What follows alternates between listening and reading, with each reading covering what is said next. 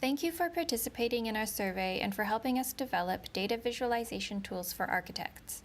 The purpose for this short tutorial is to familiarize you with the tool so that you can use it on your own. It is still a prototype, so we appreciate your patience with it. Your feedback will help us improve it. We collected data from 300 student smartphones in 2017. We collected data from students who were in Mac Hall at 2 p.m. in the afternoon. The data extends back over multiple years.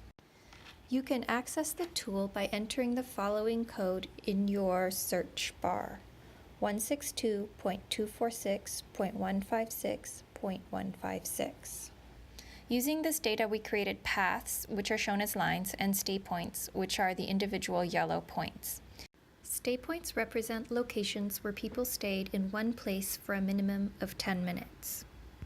GPS data has a spatial accuracy of around 30 meters. This means that some of the paths and points may not represent the exact location or path the person took. Paths are made up of multiple points. In some cases, the points may be far apart, and therefore the path will jump over a large distance. For more detail, it is useful to view many paths that overlap. In these cases, you can get a better sense of the actual paths taken. You can zoom by scrolling your mouse and pan by click and drag while holding down the left mouse button. There is a drop-down menu in the upper left corner of your screen. This menu has drop-down filtering options and displays the azimuth path color map. The different colors of the lines represents direction of movement. To see which direction a color represents, you can compare it to the azimuth map. This allows you to see if people are arriving or leaving a place. For example, in this close-up, we see purple and green lines traveling east and west. We see that many people take an indoor route when arriving from the train station, but take the outdoor route when leaving. We guess this might be because people arrive in the morning when it is cold out, but leave when it is afternoon and warmer. To test our theory, we can select times of the day by creating a selection box over the bars in the time of day distribution graph.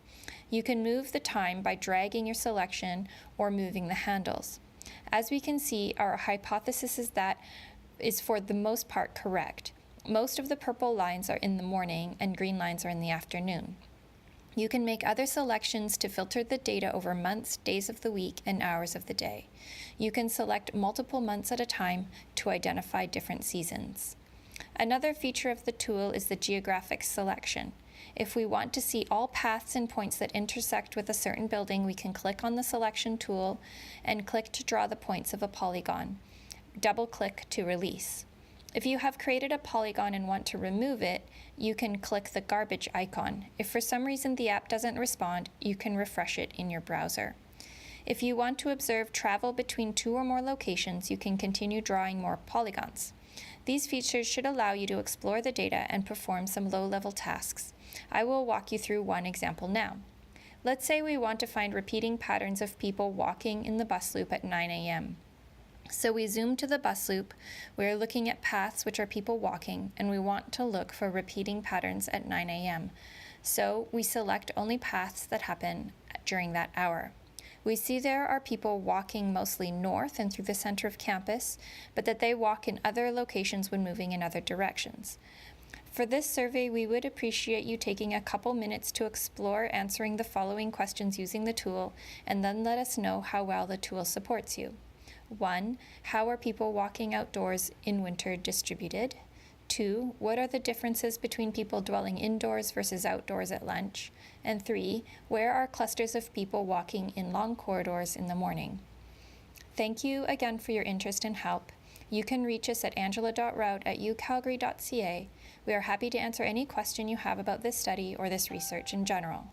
Thanks from our research project team, Dr. Wesley Willett, Angela Rout, Teresa Van, and Alec McAllister.